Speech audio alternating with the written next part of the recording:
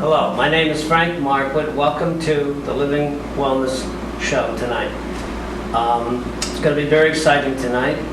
I'm with my guest, Fiona Saxman, and we're going to talk about ghostly adventures, psychic readings, and related topics. You may know Fiona from the White Griffin store, and you may know me from the Woodstock Flea Market and Woodstock Therapy Center. I want to introduce Fiona, and I want her to talk about her little background and go from here. Well, I was a very odd child due to being able to sense spirits since I was a very little girl. And because of this, I was very much a loner.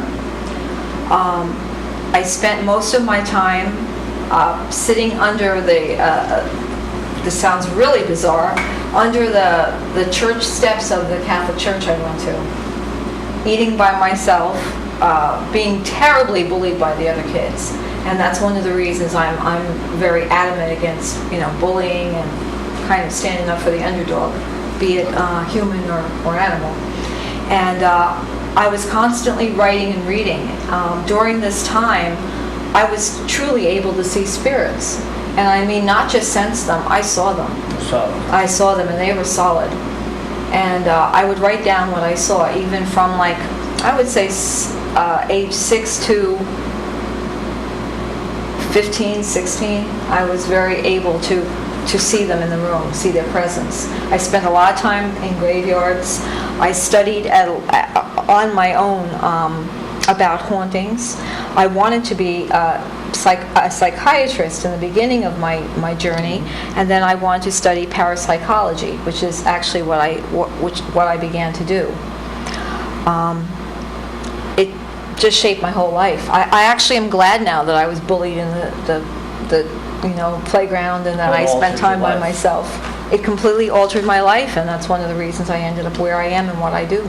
Were you very afraid when you first started seeing these spirits? I kind of acknowledged them, and at one point I would be afraid if I didn't see them. I remember going to sleep at night, and there were 3 hooded beings standing around my bed. And this is when I was quite small, maybe 4. And I remember acknowledging them and kind of shaking my head almost in a greeting when I saw them. I also had rheumatic fever as a child, and I think one of my theories is a high fever kind of maybe fried something in my brain to get me to see this. I came from a family background, though, that they didn't really quite understand what was going on. So it wasn't like I could really share this with a whole lot of people. And strangely enough, it wasn't until I graduated from high school, and it was a very lonely course, believe me. I didn't eat in a regular school cafeteria until I was in 10th and 11th grade. Wow. I ended up traveling to England, and that's when everything just kind of opened up for me. And after that, I studied with an Episcopalian priest who actually told me that you're sensitive, and he taught me about clairvoyance and how to sense the spirits and not to be afraid of them. He commonly told me that ghosts are just people without bodies. Right. His name? Father Bob Morris. He is still around, and he started a group called Interweave, and he is still, in fact, I'm not quite sure where he is, but he's still doing his holistic studies. How did you end up in Woodstock? Well, it was a strange turn of events. For the past 28 years, I was doing psychic work, and I've actually never done anything but readings. And I was doing group readings, much in the sort of work that John Edwards does. Okay. I was doing whole, perhaps 80 people in a room, and picking what would you call it, medium work, and sensing stuff about people. And a friend of mine said to me, wow, you'd be really good having a store. And ironically, the store that I have was sort of a way for me to get away from the psychic work and to kind of meld into the world and sort of leave the psychic work behind, because you do anything a long time, it kind of gets to you. And I came up here, I didn't advertise what I do, and they heard about me, and I'm Slowly got back into it. yep, I'm certainly back into it, folks. I am back into it, and I still don't advertise, but I'm popular. One of the experiences I was thinking about, my hometown, Prattsville, there was a friend of mine who owned a house there. He's since passed. But I used to work in there, and I used to do painting and work on the house and stuff.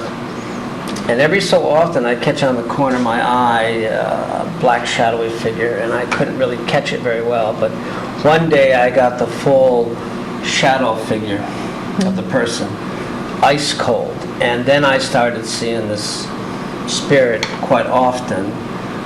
But it didn't feel like it was going to hurt me, but it gave me a lot of fear because it was so strong and so ice cold, and that shadow figure. And so I kind of tried to ignore that situation for a long time, even though I tried to work in the place. But it's funny, my friend Andy and his mother also experienced it, but we never ever talked about it. And then one day we were having coffee, and the topic came up, and we all saw and witnessed the same entity. And the last time I attempted to go in this house, it was an old mill. In fact, from the flood that just happened, it moved the whole house off its foundation. Oh, wow. And they're going to try to put it back on. But the last time I attempted to go in the house, I got about 3 foot into the house, and it was such ice cold, and all I could feel is this person, or this entity, wanted me back out. My hair was back up, and I just was chilled right to the bone. I just backed out of the house and left, and never went back in that house again. Whatever the situation is, I felt it didn't want me there. I didn't feel it was going to hurt me, but... Well, one thing that a lot of people may be confused about or simply don't know is that a lot of the times when you feel coldness, and I think all of us have felt cold when we sense a spirit, it has to do with, think of them as batteries. No, actually, we're the batteries to them. They're just orbs of disembodied light or energy, and they need us to give them energy. So what we sense as like feeling the chills and thinking that's a fearful thing, that we feel the chills, actually they're taking life force from our body, and that's why we get cold. And that's why the hair stands on end and all that. Most of them are very, very they don't want to hurt us, but some of them could even be place memories. The fact that they've been in one place so long that the spirit is almost like an empty husk. They just go and do the same thing over and over. Some people here walking in their attic, the same footsteps night after night. And it's sort of like, it's not an earthbound soul. The soul, I believe, has ascended to a different level. But it's the essence of the person that it was, is so stuck doing the same repetitive movement that they're kind of like doing it almost in an OCD fashion. They're stuck in that house. What amazes me, though, you can see through them, or you may not even see them, but they'll leave footprints in powder, or you can hear the noise, and so that gives you a sense that it's solid. Yeah, it does. And they really can't. It's interesting. The way a spirit picks up something and moves it, very few times, I believe, at least from my experiences, will you see something go like this.